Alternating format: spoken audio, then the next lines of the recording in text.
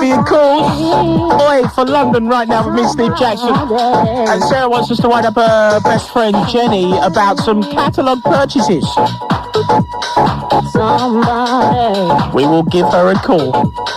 I've got to be, I'm gonna be somebody. I've got to be. Good afternoon, returns. How can I help? Hello, can I speak to Miss Morris, please?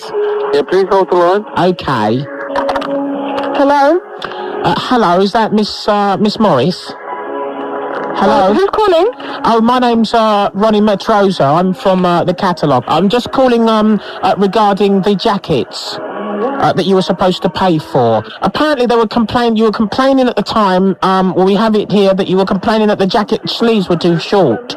Yes. Right. And I sent those back? No, we don't have them. Well, how come it's taken you 3 months to say to me you haven't got them? Well, it hasn't. You've actually been spoken to before about the payment.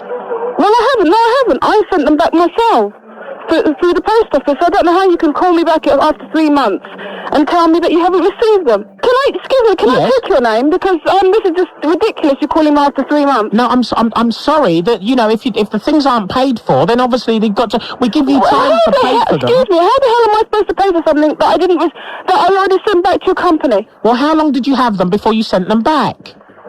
I had them for a week. Okay, don't get upset. But how many? I mean, you know, how can the sleeves be too short? Well, they're for normal people. Maybe, you know. Are you calling me abnormal? I'm not actually saying you're abnormal, but if you can't, you know, fit into normal jacket sleeves, then, you know, it's not my fault. But anyway, this is another thing as well. If you say this, you've ordered a headboard as well from our company. My God. You've ordered a headboard and you haven't paid for it. What are you laughing at? What's so funny? So from jackets you've moved to headboard, yeah? All I'm doing is collecting bad debt. You seem to be jumping all over the place. Excuse me, you're jumping from a jacket to a headboard, which is jumping all over the place. Are you telling me you don't owe us any money for the headboard? Are you telling me we just gave the headboard to you? I do owe money for a headboard. Why are you asking me a silly question where you've been deceiving us, and you know that you've had the headboard, you also know you had the 2 jackets, and you know that you're trying to... You probably do this for a laugh. You know, this is unbelievable. I'm so astounded by your... Are you a professional? Are you, someone who's just got a job just the other day? Are you an honest person or are you a thief? Excuse me? Well, exactly. I mean, why are you asking? You're telling me my job... Excuse me, how dare you, whoever company you're from, call me a thief? Well, where's the money for the headboard? I don't want to start... Okay, all right, fair enough. All right, sorry, I apologise. Where's the money for the headboard, please? Hello? Yes. Where's the money for the headboard? It's as simple as that. I'm telling you, right? I'm apologise if I'm trying to if I'm annoying you or anything. Okay, I apologise. Accept my apology. Now, where's the money for the headboard, please, Miss Morris? Simple things. I want what actually office do you work in? I'm sorry, but I'm going to take this further. I'm disgusted with your manner. Well, I've had enough of these cheats and thieves. Oh my God! All my job is, I am from the finance department. My name is Ronnie Metroza. Mr. Metroza, is that your name, Mr. Metroza? No, it's not. It's Steve Jackson. It's Kiss 100, and you've been set up by your best friend Sarah. Oh my Jenny, I can't believe I'm shaking. Your best friend Sarah set you up live on the radio, Jenny. You're going to hear that Sarah's dead from today onwards. Am I live? You're live on the radio. I'm going to kill her. I'm going to kill her. So that's the message to your best friend, is it? Who needs enemies, eh? She's no longer my best friend. Absolutely. Steve just really wound you up one night. You had your wings and luggy wabs. Thank you for your call, we're going to have to do this pretty quickly. I'm taking a big gamble. I haven't even got many details. All I know that Richard wants us to wind up his mum, Cecilia. It's about moving her mobile home away from the troublesome rat. So we'll see how this goes, shall we?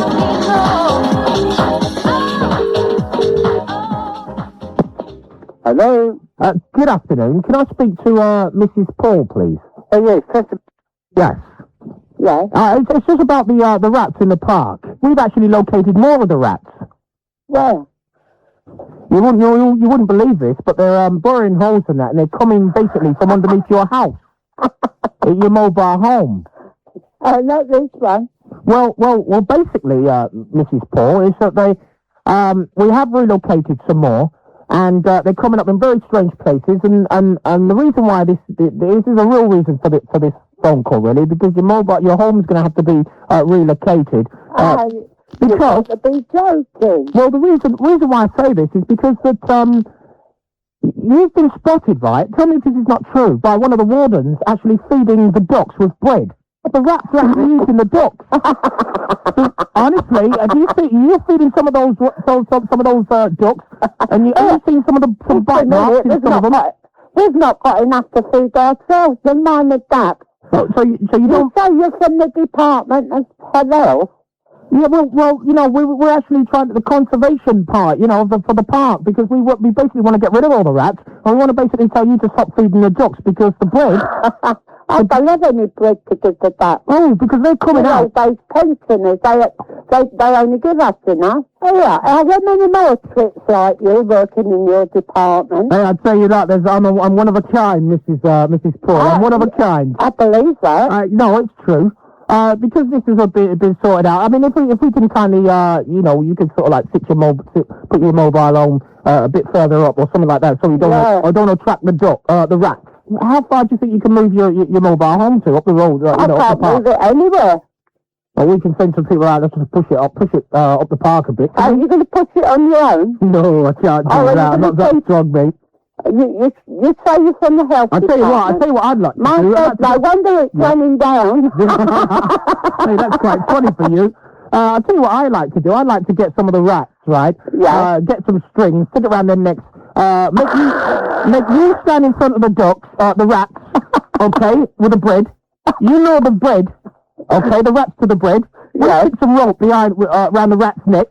Yeah. And as you're luring the rats towards the bread, they'll push the mobile home, couldn't they?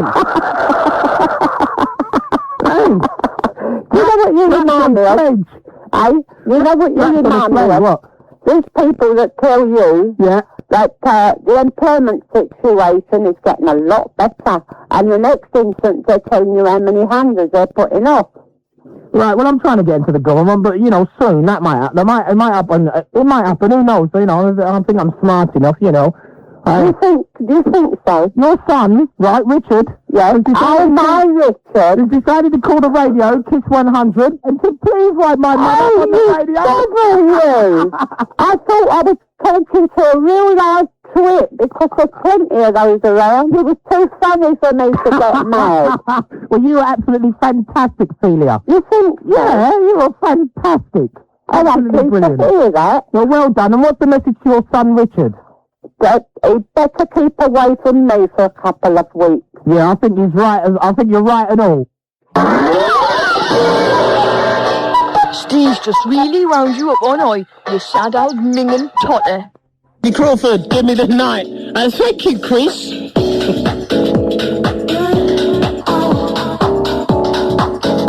That's all right, mate. That's it, thank you. I've had to borrow Chris's studio because Studio 1 just kind of decided to collapse on us in the middle of our way, so thank you, Chris, for letting us borrow your studio. Either that or your jumper suddenly went over your head and you didn't realise. Apparently I was talking like Apparently I was sort of talking like that. No, but we've had to, but the engineers are in there digging it up right now. So the time you're on, they should have completed the studio's crap anyway. By the way, what you got in the show? Tickets for the flavour. Yeah? Yeah, we got tickets for the flavour. Yeah. It's the last chance of getting in the final for our Win It in a Minute competition for Blues. It could be we're giving away the more money, eh? It could be giving away another 500 quid. It all depends on those tunes. Unfortunately, I'm about to give the money back. I was going to get away with it. Can I have my studio back now? Yeah. Right. Chris Phillips is next. Keep it Kiss 100 London. Let's wind up best friends. And Christina about a 3-piece suite, so we're ready to call.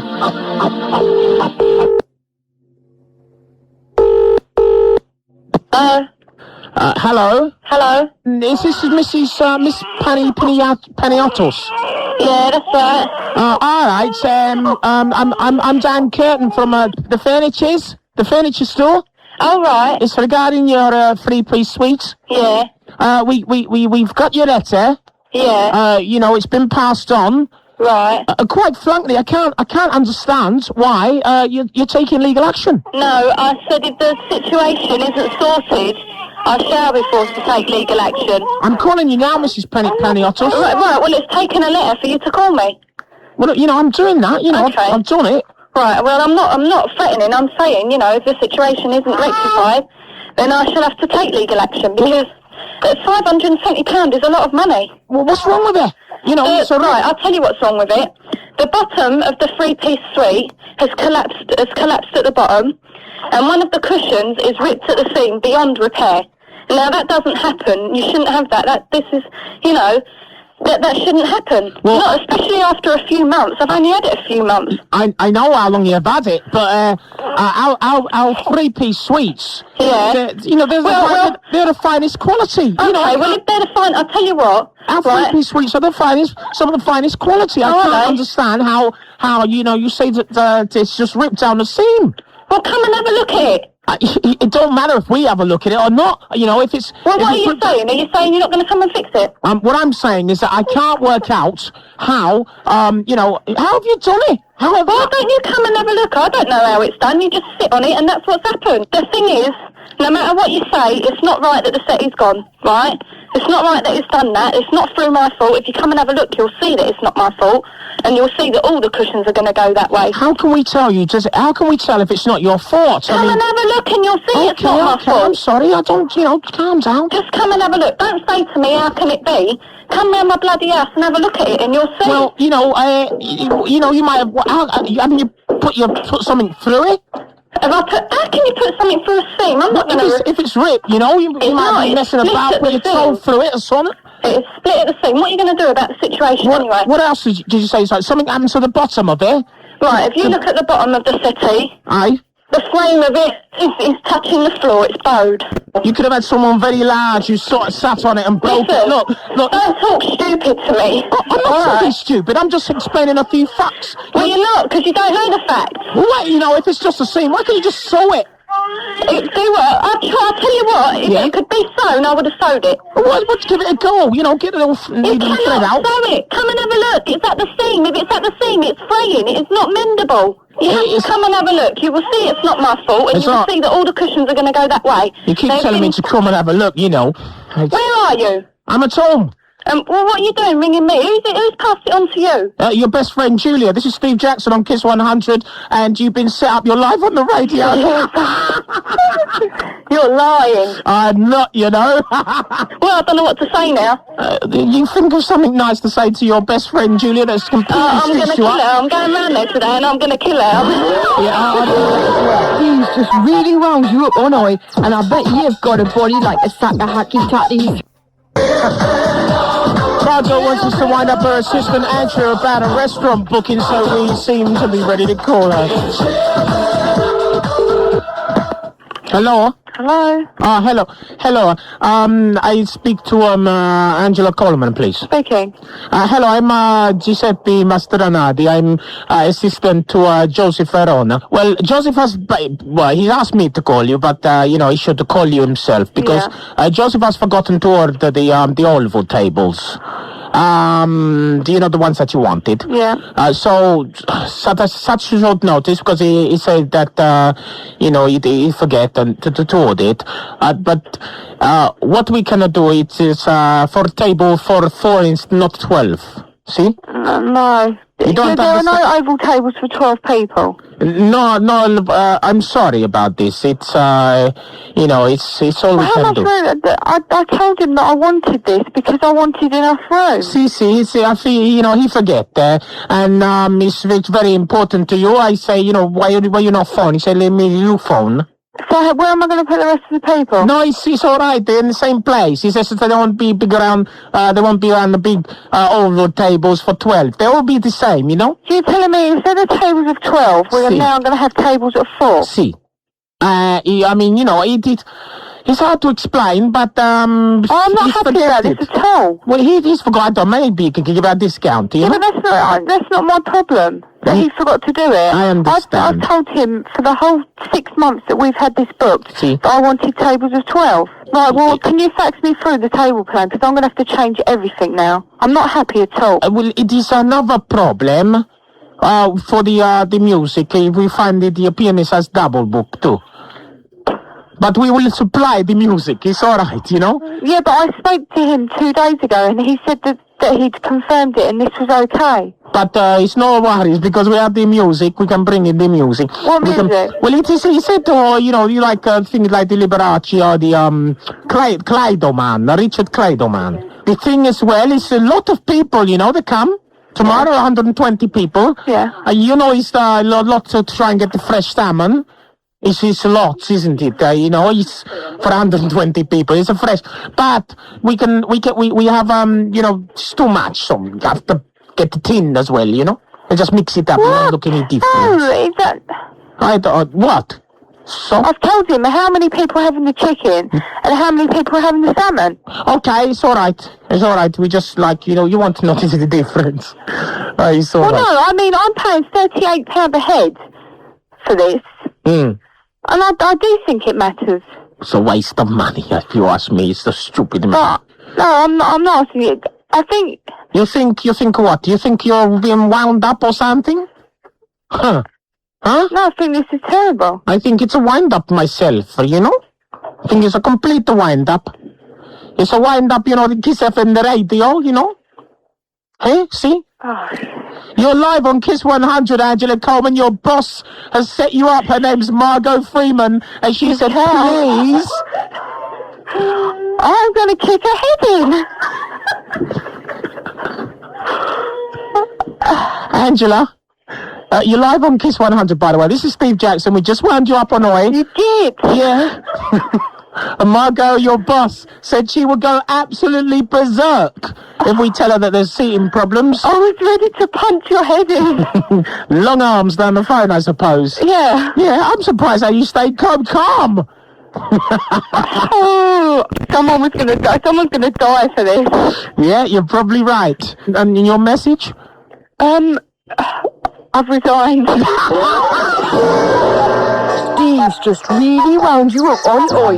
So had to wait and drink one of them southern lager tops.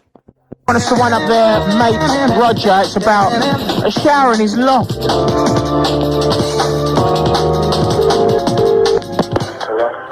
Good afternoon. Can I speak to Mr. Walcott, please? Speaking. Oh, hello. I'm Hector Blofond. I'm from the DS.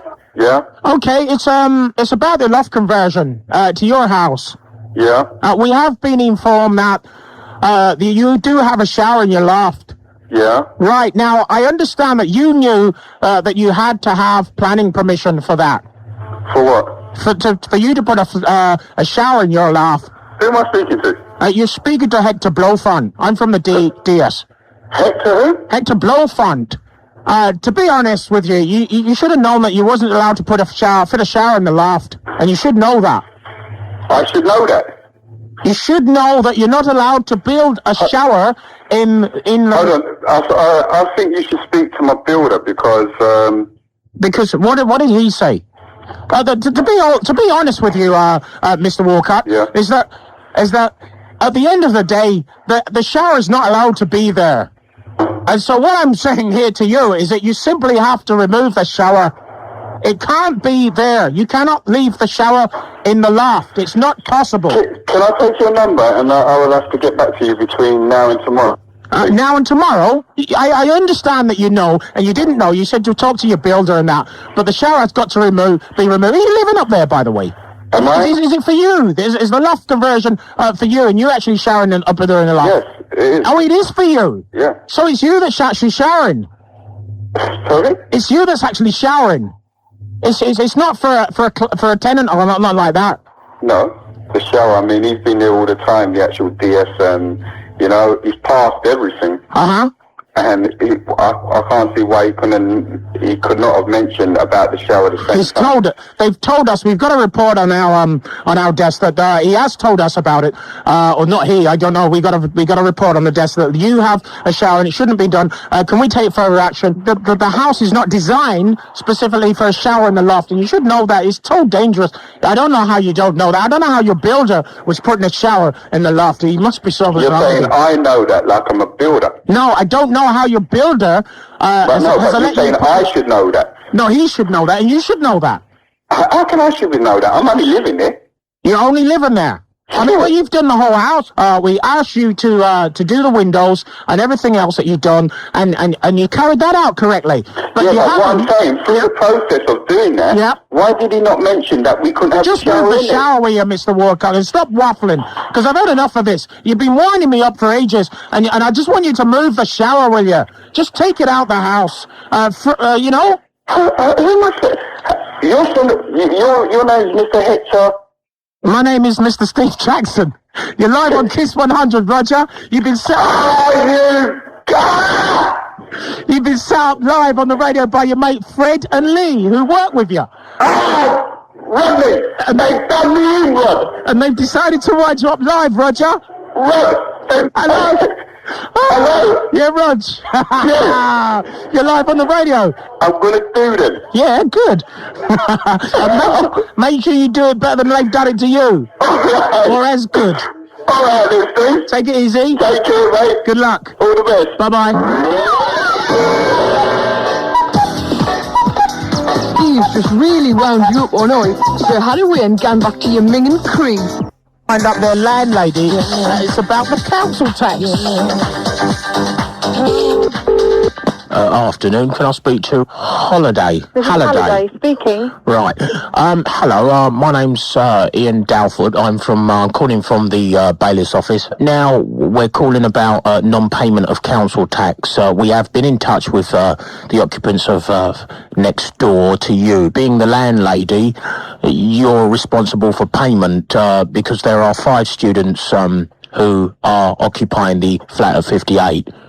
And it seems that because you are the landlady, you are responsible for payment of council tax. No, I'm not. They've got a tenancy agreement saying that they are responsible to pay their council tax. As students, yes, they are entitled to obtain certificates exempting them from payment. We've been actually round. Some of our people have been round, and they have said that you are responsible. That's why I don't care what they've said. You tell them to get their solicitor to be in touch with me, because I'll inform their solicitor. My job is I am at the bailiff's office, and my job is actually to collect the money. I mean, that is the debt, and we will need. They are entitled to pay their own council tax. That is in their rental agreement. We've come across this situation before, Mrs. Halliday, and to be honest, the outcome was that the landlady had to pay for the students. Well, we'll see you in court then. Well, look, I have to at least tell you what the story is. To be I'm not calling for nothing, to be honest. It's £3,635 for the is it £727 a person? I'm sorry, I beg to differ. And I'm not going to waste my time on the phone with you here now. I'm too busy. Yeah. You put it in writing to me, and we'll see you in court. Right. Do you do know what could actually happen, because this is outstanding from the 4th of April. I'm sorry. Last year, by the way. I don't know how you can say it's been outstanding since the 4th of April last year. Those tenants haven't been in there since the 4th of April. Well, the premises of we still need the council tax from the 4th of... Well, I'm sorry, but I was under the impression that they'd sorted all their council tax out with their head of their departments, where they get exemption certificates, and in their tenancy agreement, they've got a lawful tenancy agreement. Right. In point of fact, to be rightful, that if you don't pay the debt, you could be liable for imprisonment. Look, don't talk to me about all this. Please, would you get off my telephone line and put that in writing? Before I do go, Jill, you don't mind if I call you Jill? I do mind very much. My name's Mrs. Halliday, not Jill. Well, the students told me next door that you had a bit of a sense of humour because they decided to call us up live on Kiss 100 London, and they said, please wind up our landlady. She'll go completely mad. And you tell Jamie Quarry that next time he hasn't got any cooking facilities, he can go and stuff himself. Starve the students? I can't starve them. I'll starve the bugger. Is he in now? He is. Right, I'll tell you, I'm going in there now. I've got my husband here who's 6'10" and he's going to beat Jamie Quarry up. Steve's just really wound you up all night, you sad old minging totter. And also, thank you for your calls, boy. Kevin wants us to wind up his dad, Jerry, about his coaches.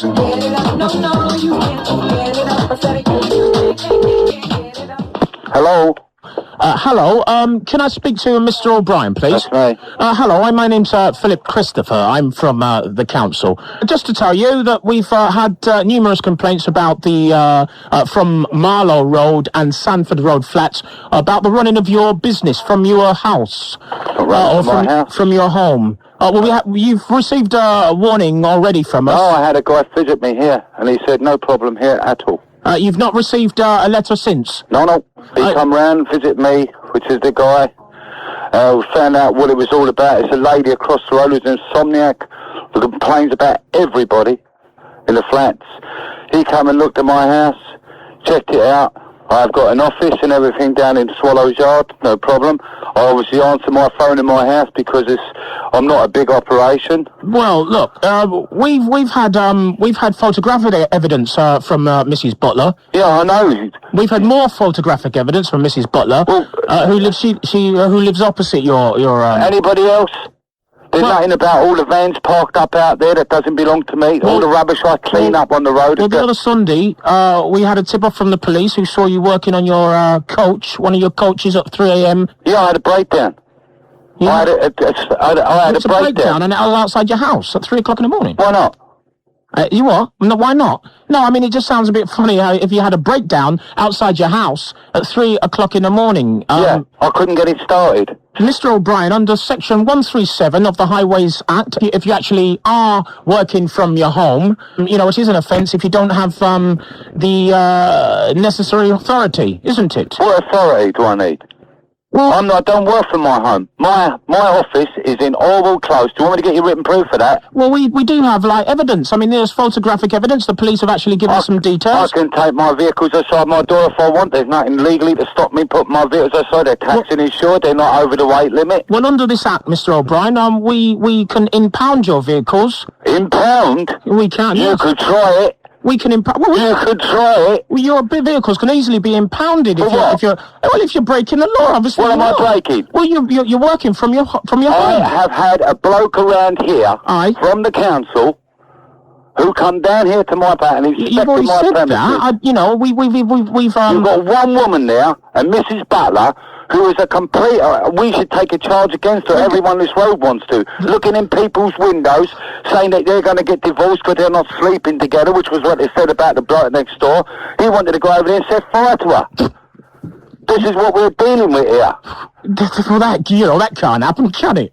Well, that's what happened. I'm not telling you what can't happen. That is what happened. Right. You're dealing with a cranky, stupid cow. We have to investigate all these complaints. Yeah, and I've had this investigation time and time again. Right. I'm on 3 o'clock in the morning looking in people's windows. What's this allegation of your son Kevin then? What's that? Who's decided to call Kiss 100 live on the radio, Jerry, and called Steve Jackson live on Kiss 100 and said, please wind up my dad about this coach business. Oh, I'm on the radio, you bastard.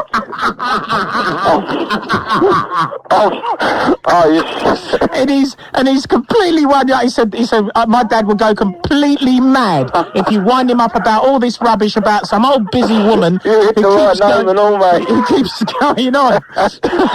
You're absolute quality, Jerry. All right, mate. Ah, good one. What's the message to your son then? Although I've heard of it. Come over here, I want to talk to him. Steve's just really wound you up all night, you sad old minging totter. smell in her house.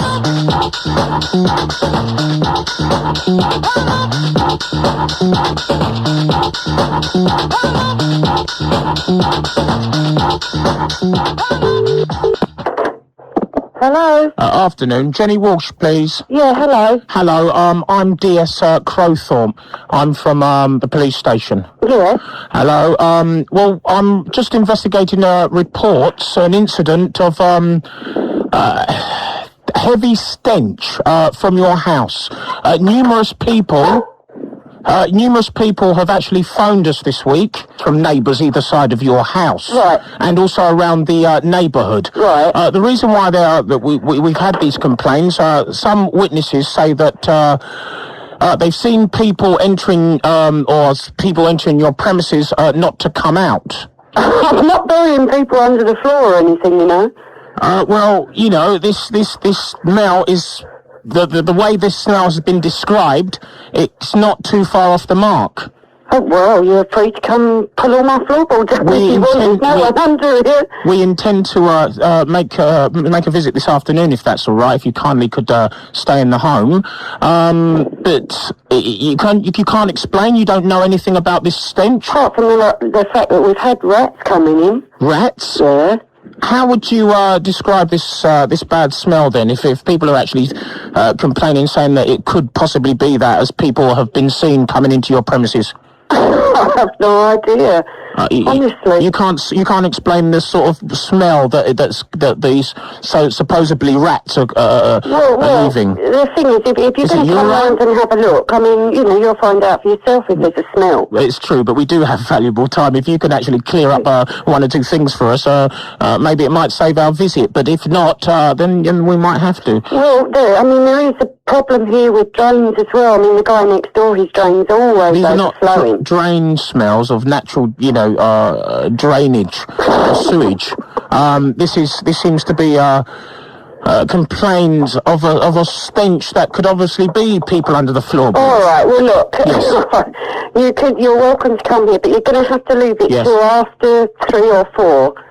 This gives you enough time to remove the evidence, perhaps. You say that there's rats. Maybe the rats haven't been brought in specifically to get rid of the evidence. Oh, come on. I mean, really, this is stupid. You'll find the rat catcher's been coming here regular, and he's been under my floorboards, in the loft, everywhere. So you say that the rats have been in there, and the rats are... I think there is a dead one somewhere, because we can smell it somewhere. So we are getting to the more of the point. There is a stench coming from there, as you admitted. Yeah. Okay, then. Someone, the neighbours have actually said that they've seen a well-known person to you visit your house, but not to be seen again, and they described who it is. I can't understand why you're being so flippant about this. Because it's nonsense, that's why. The person in question is described as to being your sister-in-law Jane. They say that she's visited and not to be seen again. It's funny, I was out with her last night. You were out with her last night. Tend to go out with her again, Mrs. Walsh? Yeah, of course I can. I bet you won't, because this is Steve Jackson on Kiss 100. Jane, your sister-in-law... Get out of there, you rotten sword! Your sister-in-law is I'll decided kill to her. call us. I'll kill her. I'll wake you up live on the radio. Oh, you rotten devil. She said something about rats being in your house. And Come off it. Oh. Wait, I'll kill her She anyway. is out of order, isn't she? Is she listening to this, Jane? I'll get you to this. He's just really wound you up, Onoi, and I bet you've got a body like a sack of hacky tatties. Kevin wants us to wind up his dad, John, about a caravan that got in the way.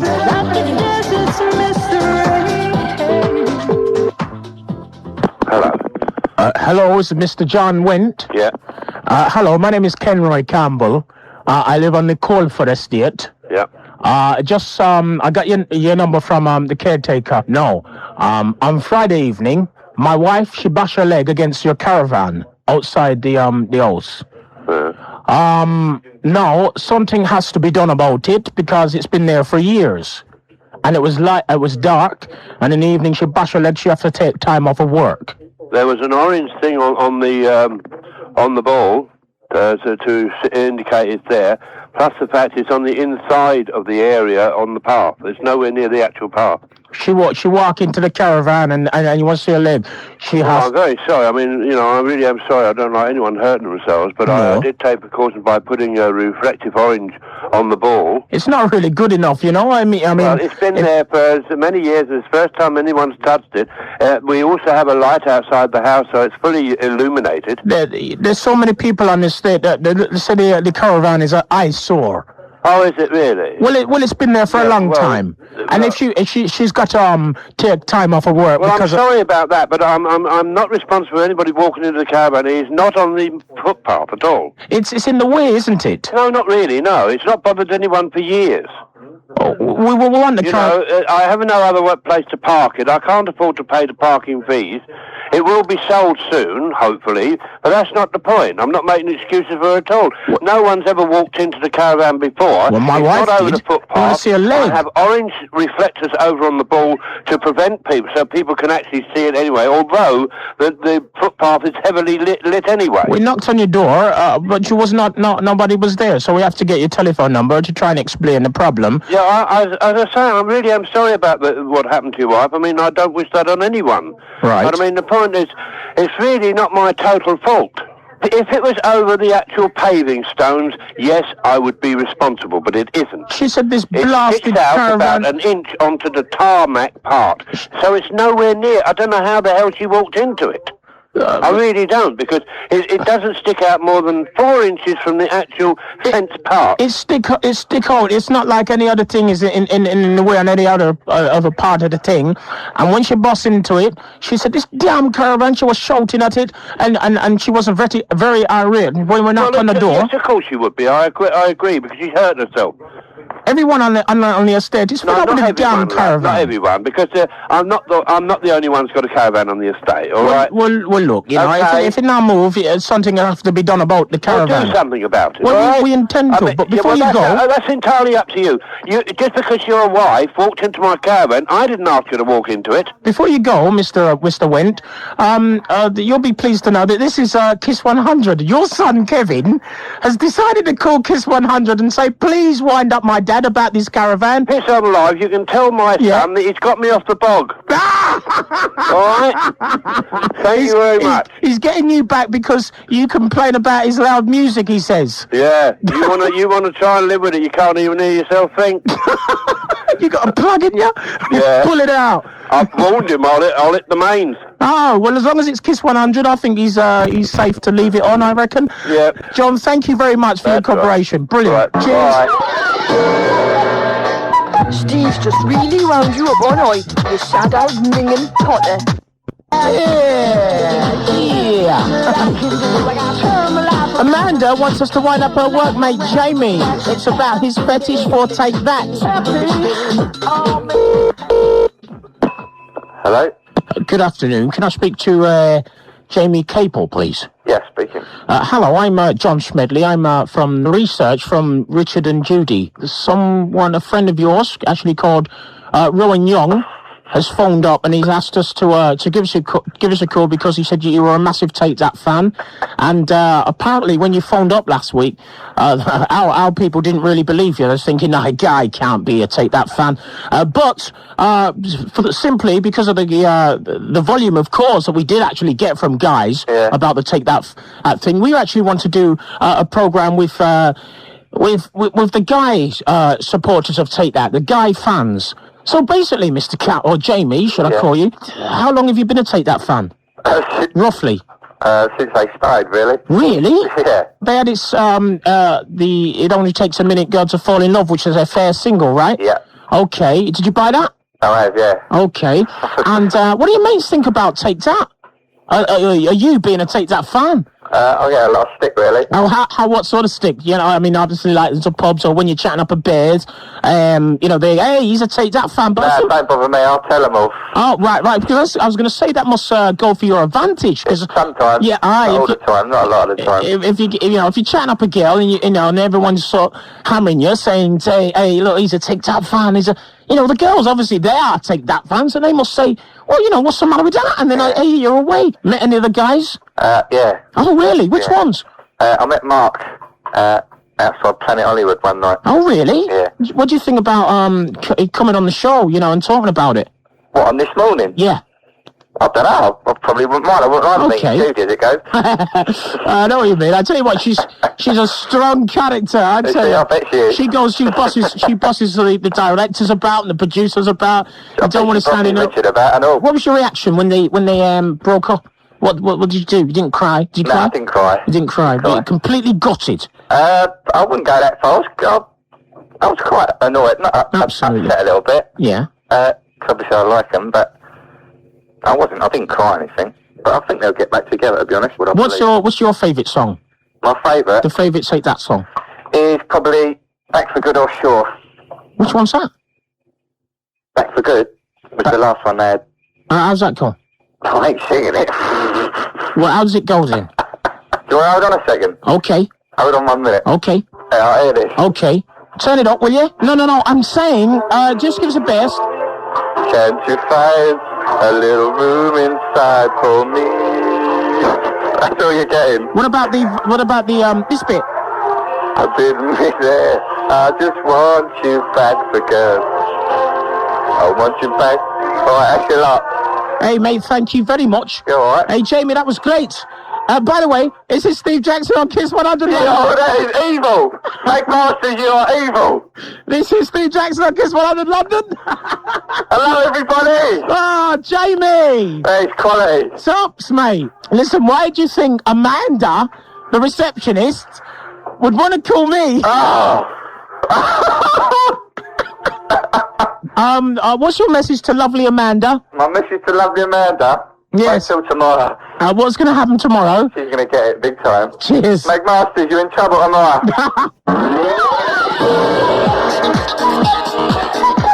Steve just really wound you up all night. That's because you're a namby-pamby, shandy drinking southerner.